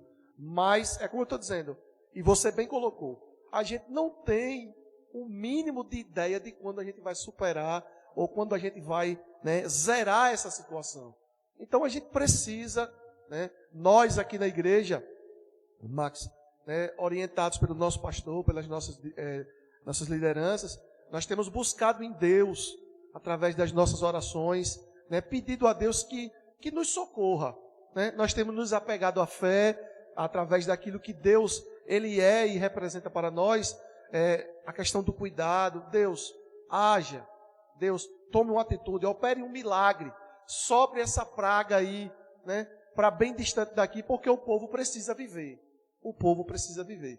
Então, se não for a fé, não tem como mais a gente se O que eu acho interessante, sabe, Wanderson, é o seguinte, Max, a gente se conhece de muito tempo, né? Antes de eu aceitar Jesus mesmo, já me conhecia, e ele sabe qual é a diferença, né, na pessoa do antes e depois, e isso acontece com todas as pessoas que aceitam Jesus, né? E nós tivemos 14 anos de um governo que dizia que o hospital não era prioridade. Isso aí é até memes na internet e tudo, que a prioridade era fazer estádios para a Copa do Mundo e fazer as Olimpíadas. Então hoje a conta chegou. Agora, infelizmente, quem está pagando essa conta, você já mostrou aí com os dados, é aqueles que menos podem pagar, né? Então hoje a gente sofre, o segmento evangélico é organizado, a Assembleia de Deus em São Cristóvão é organizada, ela tem organização, tem uma padronização no seu culto, né? Atende todos os requisitos que são pedidos. Então, o que eu quero passar, Marcos, você é uma pessoa que está aqui nos dando a honra da sua presença hoje, para dar esse debate. Você é um cientista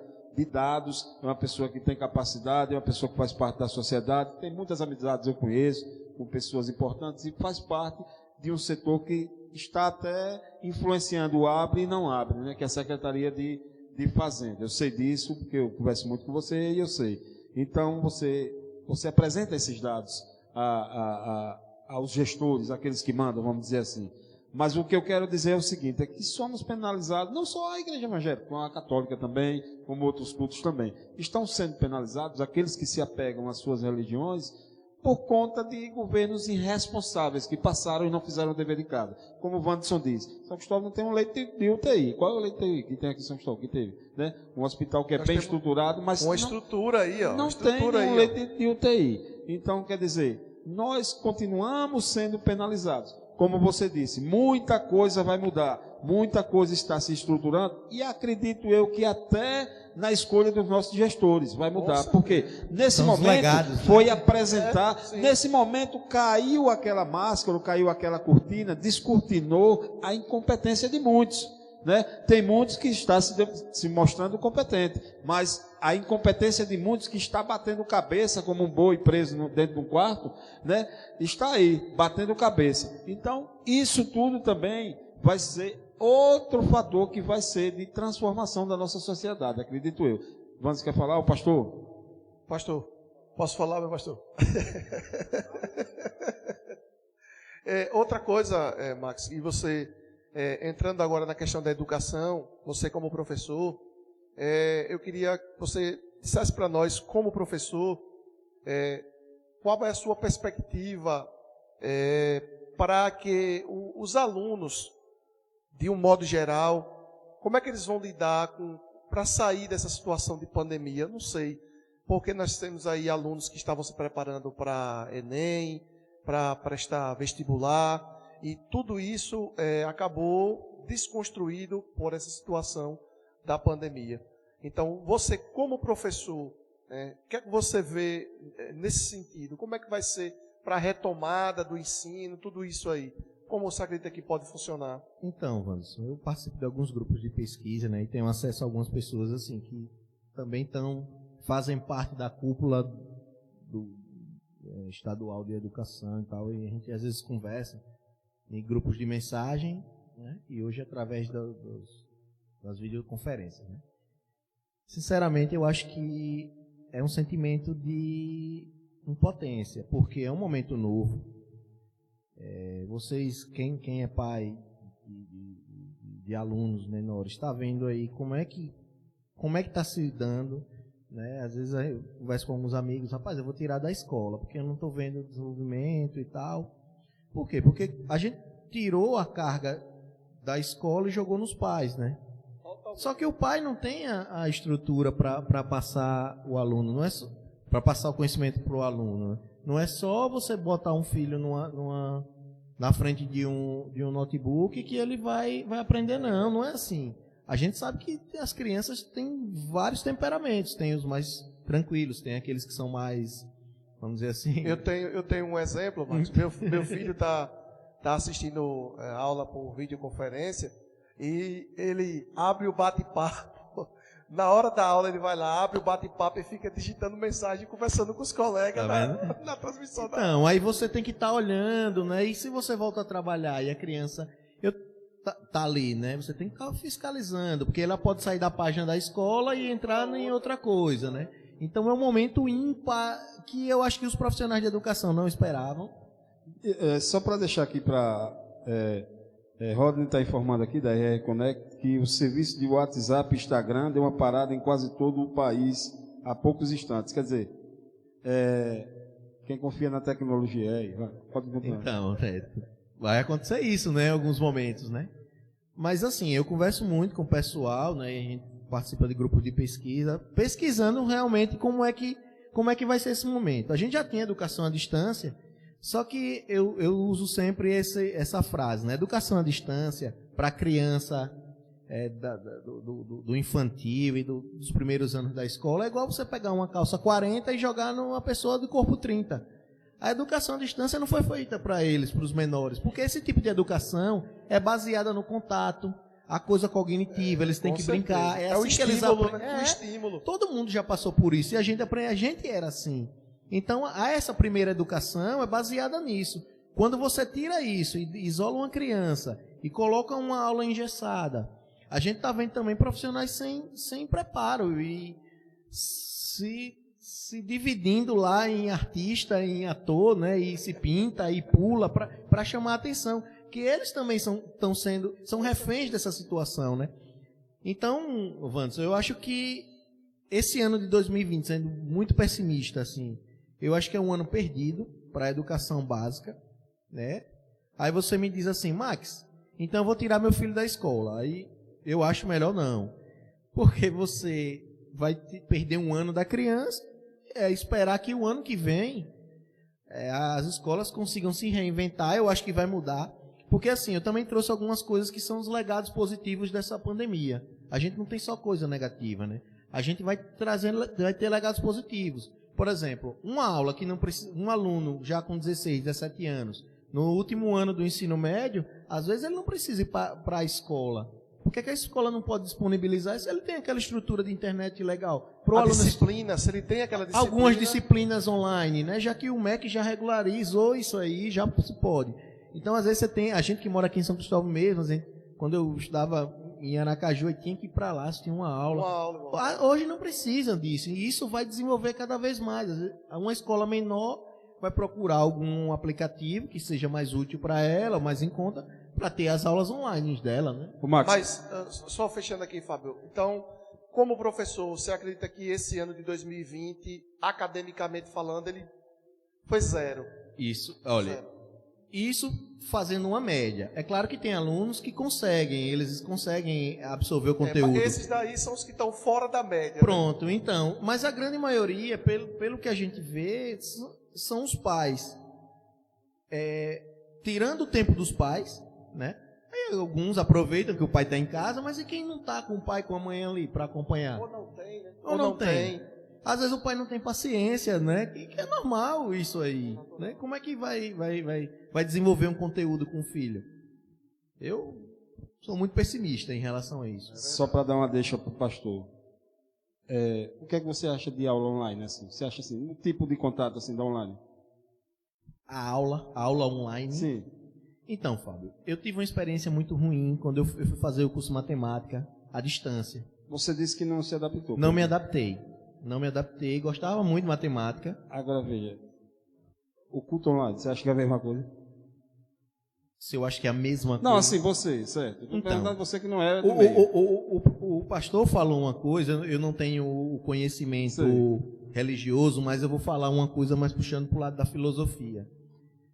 A sociedade chegou até onde ela está hoje através do contato, através disso aqui, né? Quando a gente tira isso abruptamente, houve uma ruptura aí.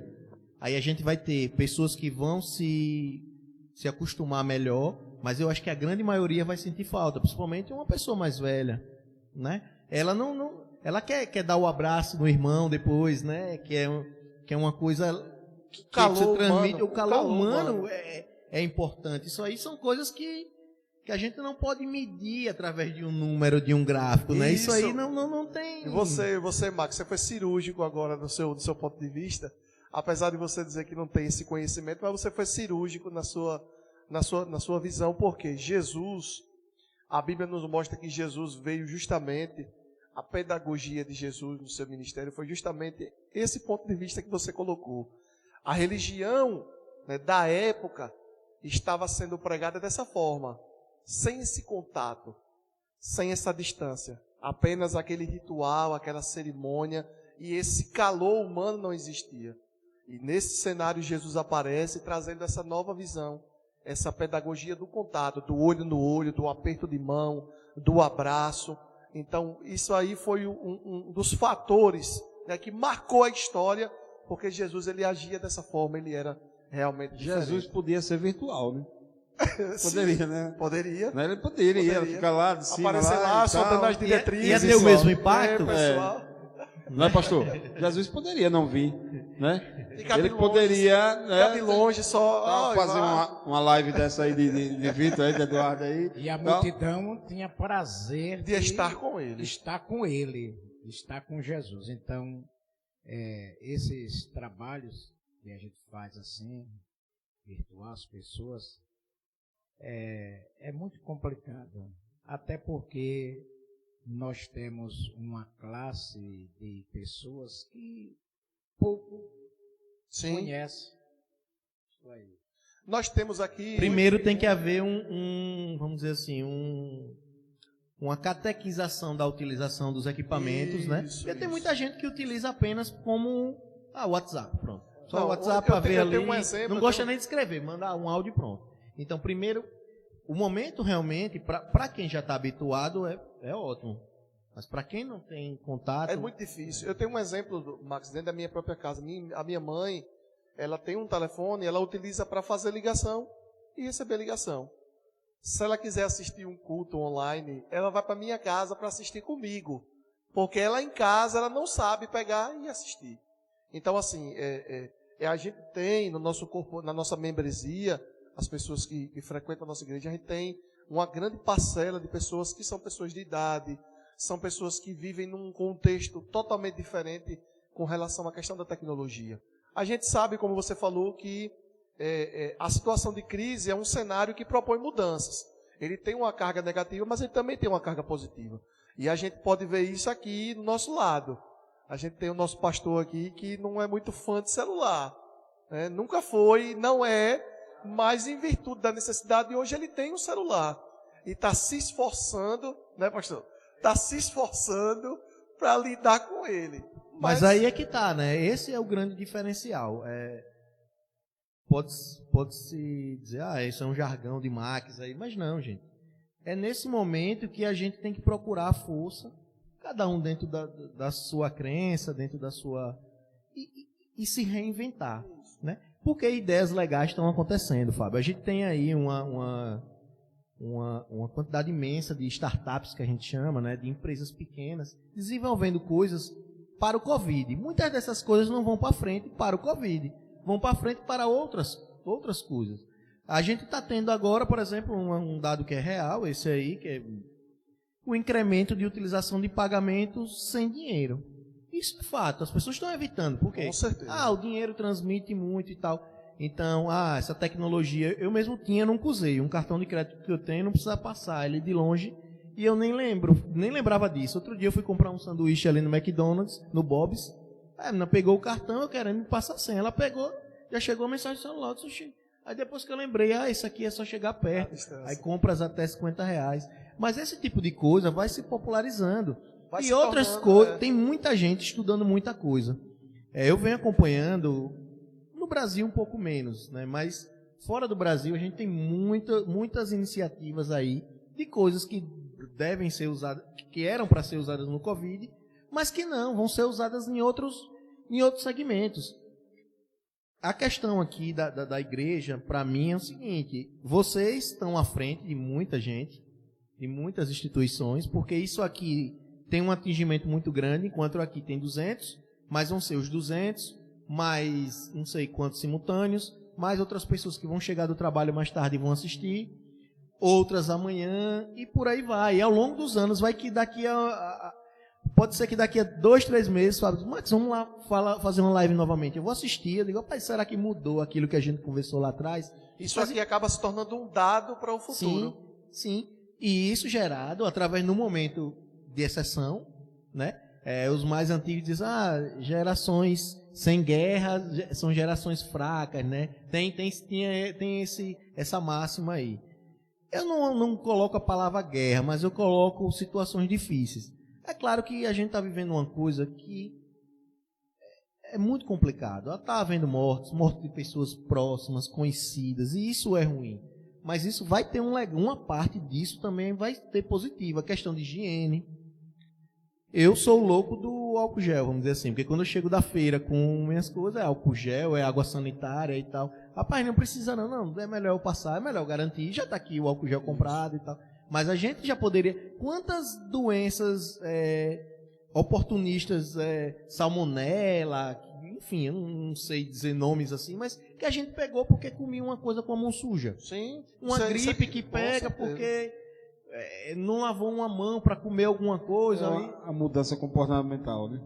Interessante, Fábio, que essa questão que Max está colocando é importante. Porque na própria China, é hábito na China se utilizar máscara. É hábito. Se uma criança frequenta a escola e ele apresenta algum tipo de enfermidade respiratória, ele vai para a escola de máscara. Agora, interessante, viu? Assim que você funciona. falando isso, não é discriminação, não é nada, né? Porque até um ex-ministro está sendo processado, mas rapaz, eu dei uma lida pesada no tempo desse aí.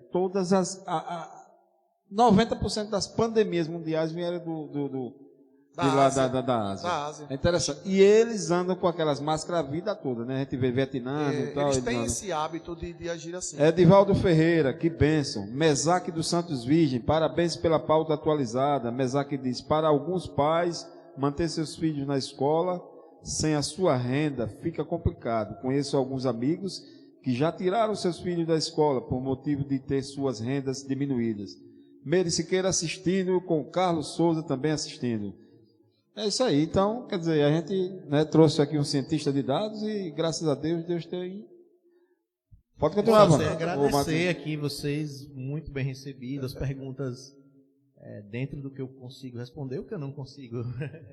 Mas eu acho muito legal a pauta informativa. Aproveitando aí o comentário de Mesaque, Max, outra situação dentro do contexto de educação é a questão da mensalidade para quem tem filhos em escolas particulares. Né? Como é que vai ficar essa situação agora? Né? Há uma discussão aí que já está no Supremo, né, sobre a redução dos custos. Aí vai em outra questão, que é a questão do empresário e do empresário. A gente está colocando aqui, eu desde o princípio coloco o empresário como vítima. Realmente o empresário é vítima. Sim, ele é vítima. Mas a gente tem empresários que não pensam no coletivo. Porque, veja bem, se você é dono de uma instituição que tem custos de água, luz, telefone, internet, tem os profissionais, né? E de repente você não tem mais a energia, que é um custo alto, que tem ar-condicionado e tal. Você não tem água, você já não tem. São reduções que vão acontecer. Por que não propagar essa redução de custo para os pais? Eu não sei quanto é o decremento das obrigações lá dele. Não sei também como é que está a questão da inadimplência. Mas eu creio que daria para se ter uma média disso aí, porque tem pessoas passando dificuldades e pagando a pulso a escola. Pagando a pulso. Um colega meu, que ele é empresário, ele estava conversando comigo domingo, dizendo que utilizou esses mecanismos do governo federal, aí deu férias a um, voltou, aí a contadora disse, você só vai pagar metade do salário dele, um vai um dia, o outro vai no outro. Ele Ele disse que foi dormir e acordou, ligou para ela e disse, não, deixa, vou pagar o salário todo. Porque o rapaz ganha lá o valor dele, já tem as contas dele toda baseada naquele valor, para de repente cair pela metade. É claro que o governo federal aliviou para que o empresário tenha uma flexibilidade, né, nessa questão aí, mas como eu digo, existem empresários e empresários. Na questão das escolas, assim, eu não conheço os números, eu acompanho muito ali no site de Gilmar Carvalho, que ele estava à frente de um movimento desse, né, para abaixar os valores e tal. Já está no STF isso aí. Mas assim, você vê escolas ricas, né? É claro que tem aquela escola de bairro que, como eu digo, são várias situações, né? Tem a muito rica que poderia fazer uma forma de, tipo, eu não vou lucrar nada, mas também não vou perder. Paz, tá aqui, o valor é tanto, evita a inadimplência, com né? certeza. E você manteria, ficaria todo mundo feliz. Mas não, o cara quer lucrar mais. Num momento como esse, você está esmagando quem tem ainda aquela rendazinha. E como eu estou falando, a dúvida é grande, Fábio. Porque eu vou deixar meu filho na escola, eu não estou vendo desenvolver nada. Mas, Max, você como professor, quer dizer que seus colegas não estão ensinando? Não é que não estão ensinando. É porque é uma modalidade nova e ninguém teve tempo de treinar, se adaptar a tudo isso. Como eu estou dizendo, eu já tive dificuldade. Esse ano, no meu remoto desse ano, fui muito bem. Mas eu já estou com uma idade bem maior, eu já tenho uma maturidade, eu já sei quanto é que eu pago aquela mensalidade. Então, são várias características que levaram a que eu tirasse o melhor daquilo ali. Mas a criança é muito complicado. Eu não vejo, sinceramente, uma solução assim para um ensino fundamental, ensino básico. Eu não vejo.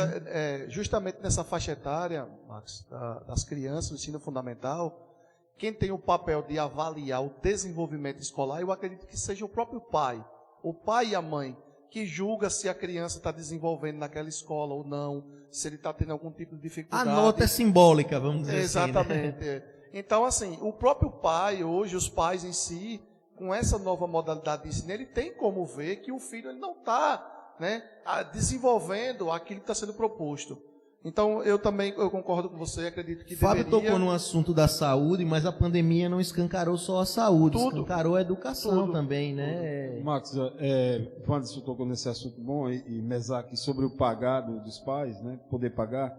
E essa crise, ela é tão interessante, é tão peculiar, né, que eu estava conversando com as pessoas amigas, que teve uma pessoa, ela achando imoral que uma pessoa pegou, uma pessoa que a gente conhece como bem, o auxílio financeiro.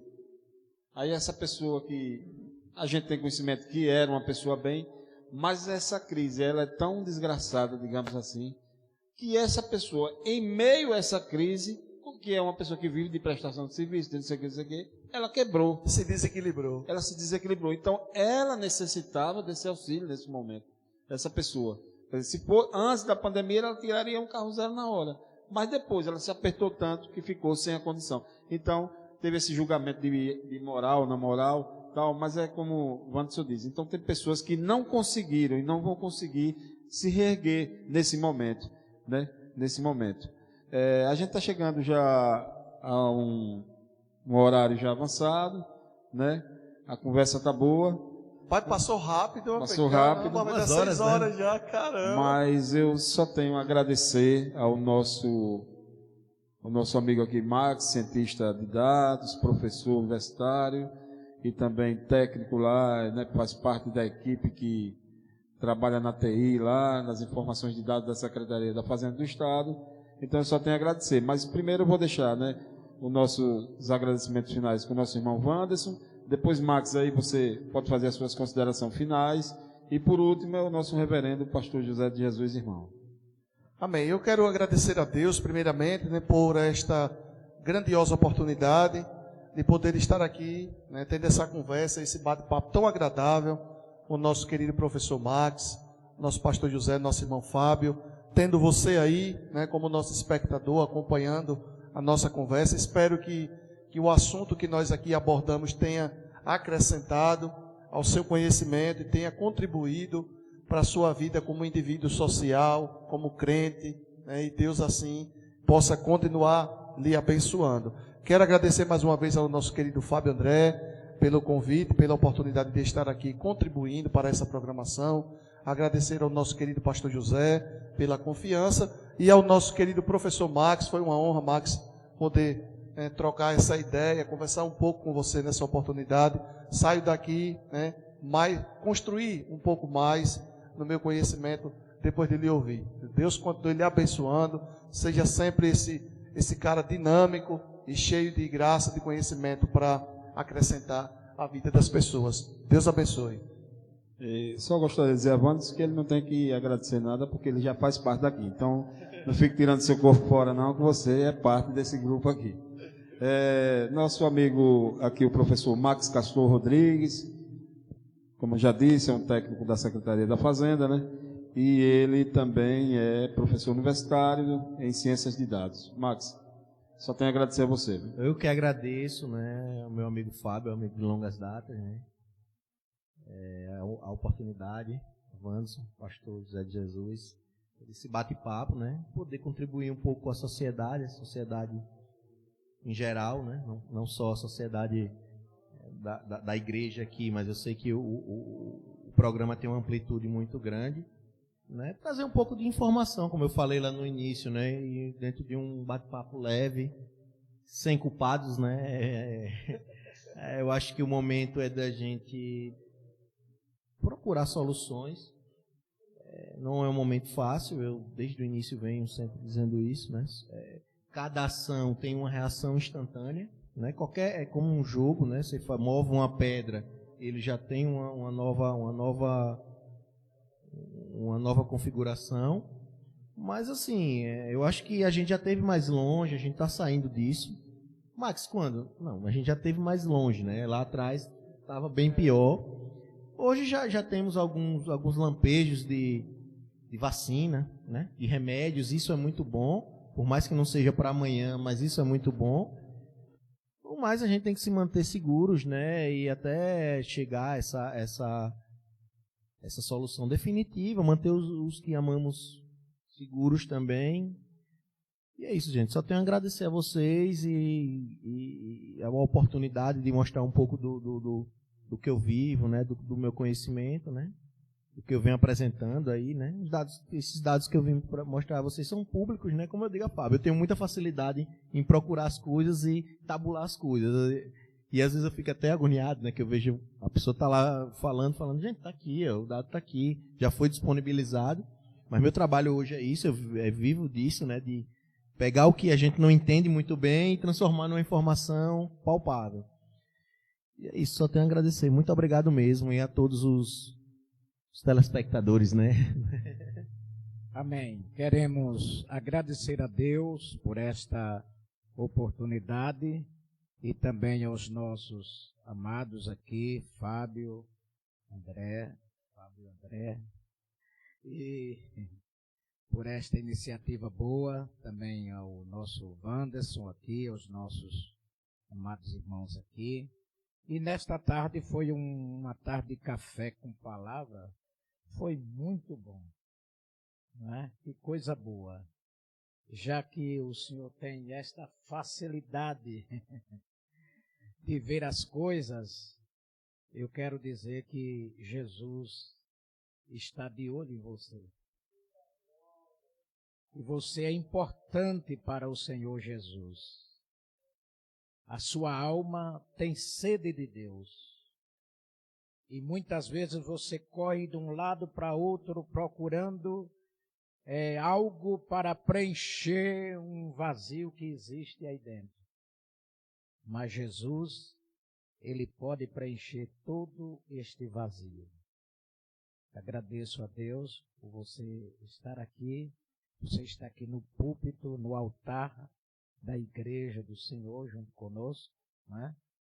E não lhe conhecia, mas a partir de hoje passei a lhe conhecer e vai ser mais uma pessoa para as minhas orações.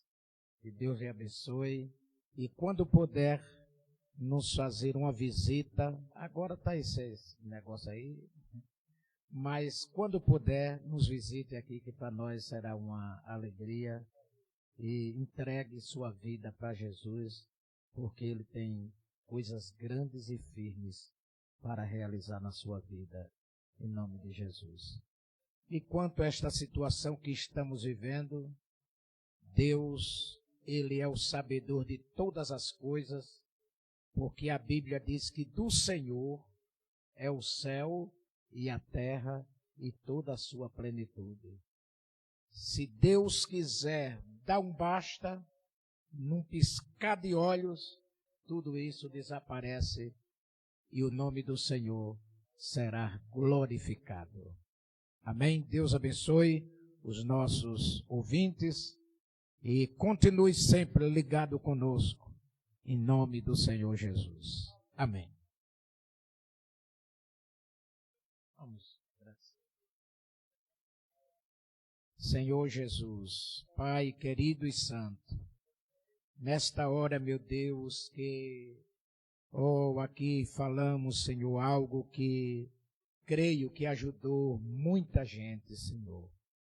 Deus querido e santo, muito obrigado, Senhor, por esta vida, Senhor, que veio estar conosco aqui nesta tarde, trazendo este conhecimento tão importante para a sociedade. Querido e amado Senhor, te agradecemos pela tua bênção. O Senhor que para falar com o Senhor não precisa marcar audiência. Na hora que nós, aleluia, queremos falar com o Senhor, o Senhor nos ouve dentro dos grandes palácios e nos ouve também se estivermos debaixo de um pé de árvore ou aonde quer que estejamos, na hora que nos humilhamos perante o Senhor está pronto para nos ouvir. Senhor amado, Max está aqui. Faz, Deus, ele entender, pois ele compreende, ele sabe muitas coisas, mas acerca da salvação se revele para a sua vida. Deus, e faça o milagre acontecer. Nos leva em paz, nos abençoa e nos guarda no teu nome e para a tua glória. Amém. Que Deus abençoe a todos no nome de Jesus.